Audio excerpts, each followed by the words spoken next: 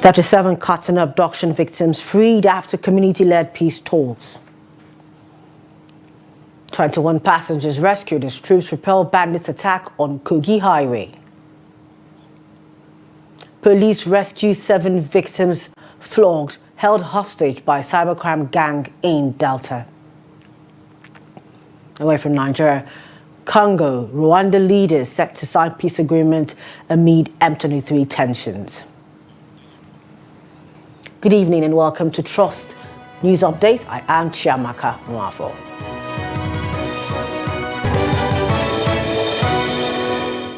Thank you for joining us.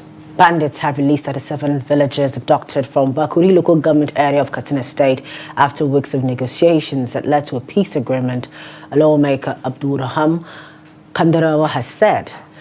Kandarawa, who represents Bakuri constituency in the State House of Assembly, said on Friday that the latest release brought the number of freed villagers to 82. He had earlier disclosed that 45 captives were freed under the same peace arrangement. Speaking to journalists in Katsina, Kandarawa said the villagers held in Sabe local government area of Zamfara State were released without ransom following sustained negotiations with the bandits. Rana mai kamar ta yau nawa ga wata?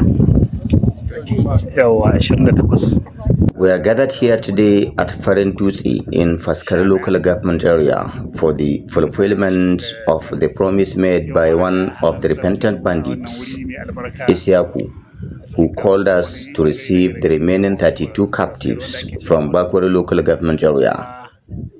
This release is part of the ongoing peace deal between the communities and the repentant bandits. I want to sincerely appreciate Isaku Kwashangarwa for his tireless efforts in mediating and championing the immediate release of these victims. At the same time, I urge residents to uphold the conditions of the peace agreement in good faith, acknowledging that the bandits have so far remained committed to the truce. We must also understand that achieving total peace cannot happen overnight. It is a gradual process. Anyone expecting a peace deal without challenges must rethink their expectations. I therefore appeal to the government to do anything and everything possible to strengthen this peace initiative, which remains the best path to sustainable development. The local Fulani communities need hospitals, schools, water supply, and other social amenities so they too can enjoy the dividends of democracy. Mala Isa ya riga ya bayani ya yi shara kwarai kan abin da ya kawo wannan al'amari ba nan nake son koma ba. Ni ina son in kalli gaba ne ta yadda wannan al'amari zamu zai dore. Meanwhile, in Bauchi State, the police command says it has launched an investigation after a clash between farmers and herders in Zaki local government area of the state left one person dead. In a statement, the police public relations officer for the command, CSP Ahmed Wakil, on Saturday said the incident occurred on 26 November 2025 after herders from Jigawa State allegedly trespassed upon a local farmland, encroached upon it and destroyed agricultural produce. Wakil said following the violence, the Commissioner of Police, Bauchi State Police Command, CP Sani Omolori Aliyu, has directed the DPO to transfer the case to the Deputy Commissioner of Police, State Criminal Investigation Department, SCID Bauchi, for detailed investigation. Additionally, he assured the public that the command remained committed to preventing further escalation and ensuring justice is served. The 12 brigades of the Nigerian Army in Lokoja has confirmed the rescue of 21 abducted passengers along the Obajana-Oshokoshoko Road in Lokoja Road, local government area of Kogi State. The Acting Assistant Director, Army Public Relations for the brigade, Lieutenant Hassan Abdullahi, announced the development on Saturday. Suspected bandits had attacked travelers on the Oshokoko-Obajana Highway, abducting an unspecified number of passengers. Eyewitnesses said an 18-seater commercial bus and several other vehicles were caught in the incident. Lieutenant Abdullahi explained that 21 of the abducted passengers were rescued during an exchange of gunfire after troops of the brigade, working with vigilantes, hunters and other security operatives, launched an operation against the kidnappers. He added that the search and rescue efforts are ongoing to track down the remaining victims and apprehend the perpetrators. Yes, sir. Hi, sir. How you doing? Fine. You do okay? Oh, Yes, sir. what in bandits you order? Gbogbo moto na ki worry. Gbogbo moto na ki worry. Wo padà. See. Moto na carry boy. Life. Ready. Motorists are returning. No one is going. Okay. Hey, wait. Life. The Anambra State Police Command has confirmed the recovery of 2 female bodies believed to be among 3 Cameroonian women who were allegedly kidnapped in the state. The bodies were discovered in the Omambala River in Anambra West Local Government area of the state. In a press statement released on Saturday, the spokesman for the command, SP Kenga Tochukwu, stated that the discovery followed intensive search operations conducted on Friday evening by operatives from the Rapid Response Squad, Okozo, in collaboration with professional divers and local volunteers. Ikenga added that both bodies had been deposited in the mortuary for further examination and necessary investigative procedures. According to Ikenga, the Commissioner of Police, CP Ihoye Orutugu, while extending his heartfelt condolences to the bereaved family and friends, has ordered intensified search efforts to recover the remaining missing victim. Former Nigerian President Olusegun Obasanjo is calling for international support to help address the country's escalating security challenges. He made the call at the second edition of the Plateau Unity Christmas Carols and Praise Festival held on Friday in Jos, the Plateau State capital. Adam Musa tells us more in this report. Obasanjo's appeal for global intervention comes amid persistent security threats, including attacks, kidnappings, banditry, and other violent crimes nationwide. His remarks follow recent comments by U.S. President Donald Trump, who threatened military action over what he described as a Christian genocide in Nigeria, a claim the Nigerian government has since dismissed. Obasanjo described the prevailing security situation as a failure of government to adequately protect citizens and their property, stressing that foreign support may be necessary. We are being killed. We Nigerians, no matter what religion you belong to, no matter where you come from, no matter what profession, we Nigerians are being killed. And our governments seem to be incapable of protecting us. We are part of the world community. If our government cannot do it, we have right to call on the international community to do for us what our government cannot do for us. Obasanjo noted that with modern global technology, identifying and apprehending criminals has become easier. These days of technology, there should be nobody to hide anywhere after he has committed a crime that cannot be seen. With the present day of satellite, before I left government, I know we had capacity to pick up anybody in Nigeria who commit a crime anywhere. The capacity that we didn't have then is after we have identified and located such a criminal, we have no capacity to be able to pick him up without moving on land or by air. Now we have capacity. With drones, you can slip them off. You can take them out. Why are we not doing that? He added that while prayer remains important, it must be complemented with decisive action. We will pray, and we will continue to pray. But when we pray, we should also work. We should do what we have to do. We should ask government to do what it has to do at all levels. We should ask our leaders to do what they have to do at all levels, in all walks of life, to preserve life in this country. The former president further stated that Nigerians have the right to seek foreign intervention if their government fails to ensure their safety. Ado Musa, Trust TV News, Jos. The former national chairman of the All Progressives Congress (APC) and immediate past governor of Kano State, Abdullahi Ganduje, has described the recent call by the Kano State for his arrest over alleged comments relating to the establishment of a militia group as baseless and reckless. In a statement signed by his Chief Press Secretary, Edwin Olufo, Ganduje said the call for his arrest is reckless, baseless, and a clear reflection of the Kano State governor's desperation and incompetence. He noted that such an unfounded declaration by the administration of Governor Abba Yusuf amounts to an abdication of responsibility by a leader who has consistently failed to secure the lives and property of the people of Kano State. According to the statement, Ganduje has never been associated with violence nor linked to any act that undermines the peace and stability of Kano State.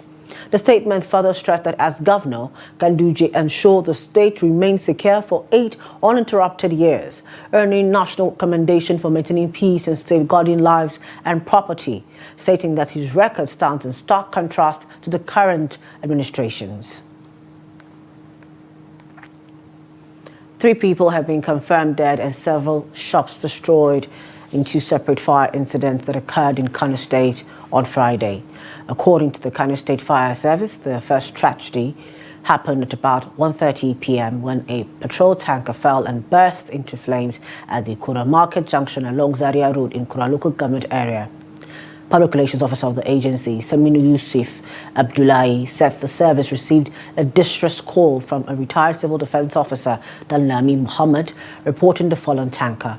He added that 4 people were affected, 3 of whom were found unconscious and later confirmed dead, while the cyclist escaped with minor injuries.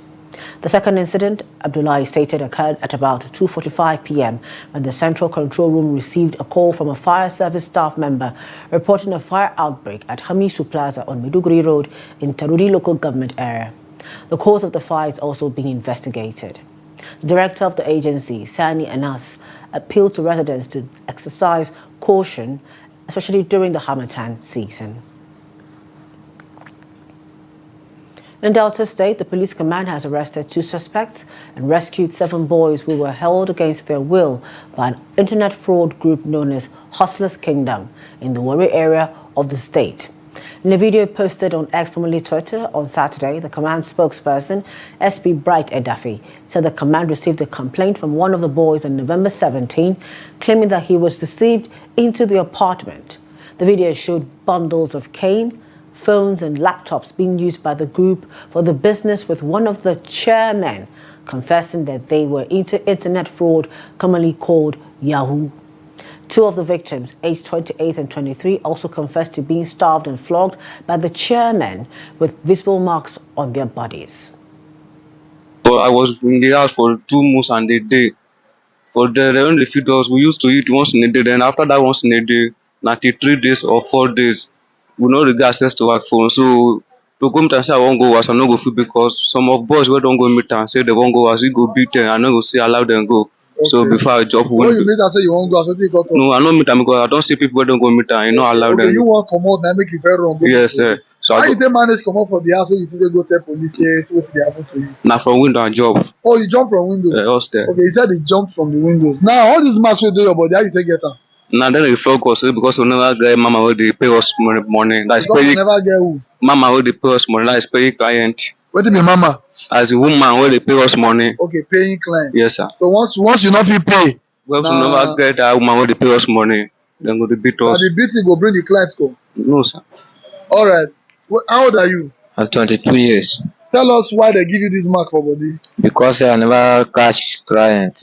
Because you never catch client. How long you don't stay with them? 1 month, sir. Okay, you still want to stay with them or you want run? No, sir.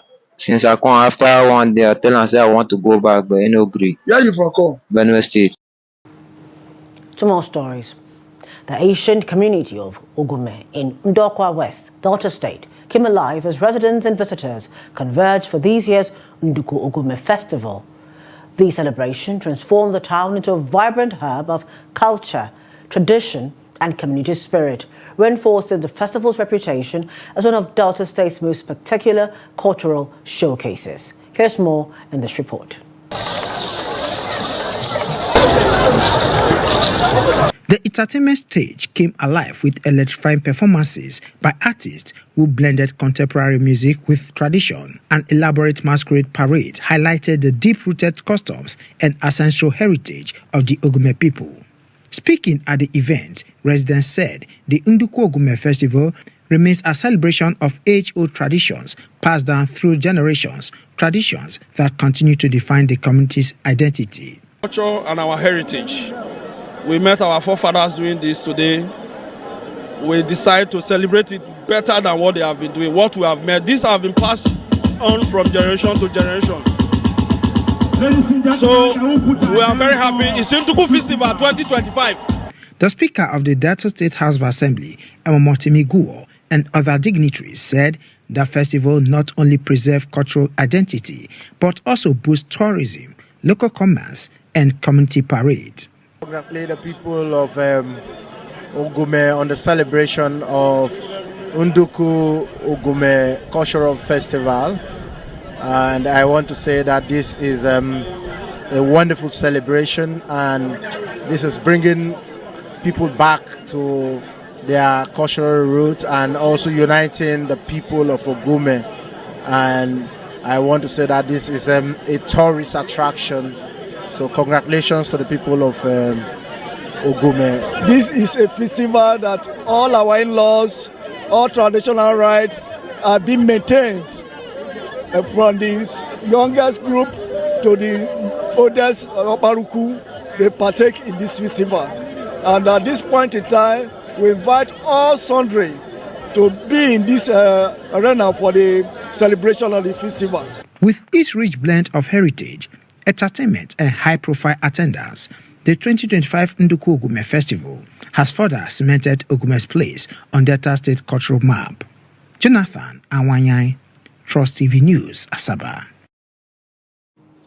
Efforts to advance gender equality in Africa is taking a new turn as legal professionals are calling on men to play a more proactive role in dismantling patriarchal barriers. They emphasize the need for men to use their influence, access, and opportunities to support and uplift women and help them realize their full potentials. The report.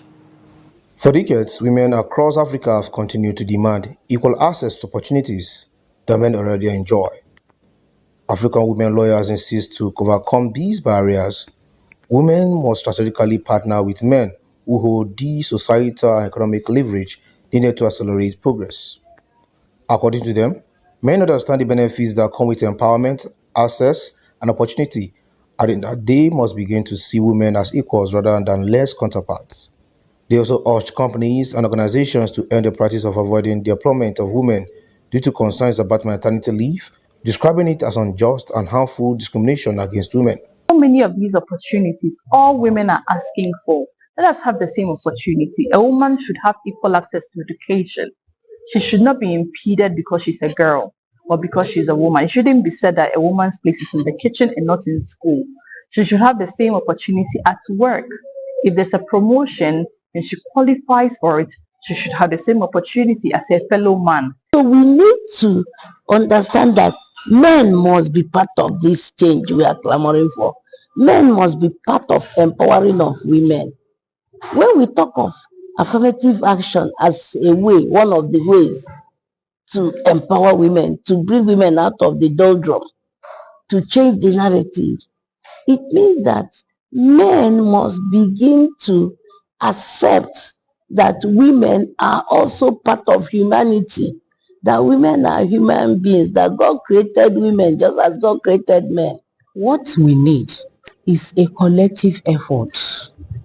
It's collective effort, just like I told you. When you go to Ministry of Women Affairs, are you telling us that it's only women you find in that particular place? And I told you that even under the Child Rights Act here, a girl too is a child.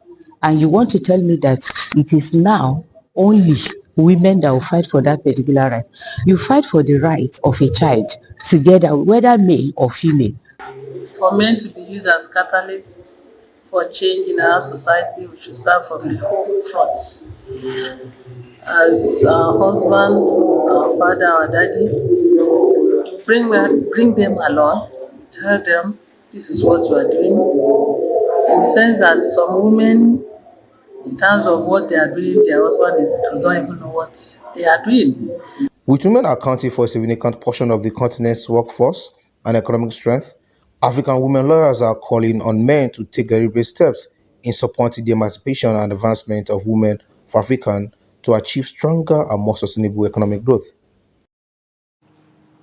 The Group Chief Executive Officer of Nigerian National Petroleum Company Limited, NNPCL, Bayo Julari, has explained that the state-owned firm's 5.4 trillion naira profit after tax declaration in its 2024 financial statements indicates that the country has begun to reap the benefits of the Petroleum Industry Act. He made this explanation in an interview released on the company's X account on Friday. Recall that NNPCL declared a significant 5.4 trillion naira profit after tax from a total revenue of 45.1 trillion naira in 2024. Reacting, Ojulari said the earnings result demonstrated the state-owned firm's commitment to transparency. Since Ojulari's appointment in April 2025, NNPCL has been consistent in making its monthly financial records public. Away from Nigeria, Congo's President Felix Tshisekedi will travel to the United States next week to sign a final peace agreement with his Rwandan counterpart Paul Kagame, aimed at ending the long-running conflict in eastern Congo. The deal, the result of months of diplomacy led by U.S. President Donald Trump, comes amid ongoing tension over Rwanda's alleged support for the M23 rebel group. The Congolese government has insisted that the agreement will only move forward if Rwanda withdraws backing for the rebels. Tshisekedi confirmed the signing for December 4, while Kagame said lasting peace will depend on the commitment of all parties directly involved. A spokesperson for Tshisekedi emphasized that the peace deal will not allow the integration of M23 fighters, adding that Congo's territorial integrity remains non-negotiable. Kagame, meanwhile, has expressed frustration over what he calls shifting commitments by Congolese authorities, underscoring the delicate path ahead to achieve lasting peace in the region. Finally, in sports, Nigerian Women Football League NWFL side Nasarawa Amazons have unveiled their new kits for the 2025-2026 season. The new jersey features the club's blue and white design. Nasarawa Amazons started the new NWFL campaign on a positive note with a 2-1 win over Delta Queens on Wednesday. Christopher Danjuma's side will trade tackles with the NAS ladies in the next game. That's it for news updates at this time. For more of our news, programs, documentaries, do want to follow us on social media platforms and on our YouTube live stream. I'm Chiama Kamwafo. Thank you for joining us at this time. Good evening.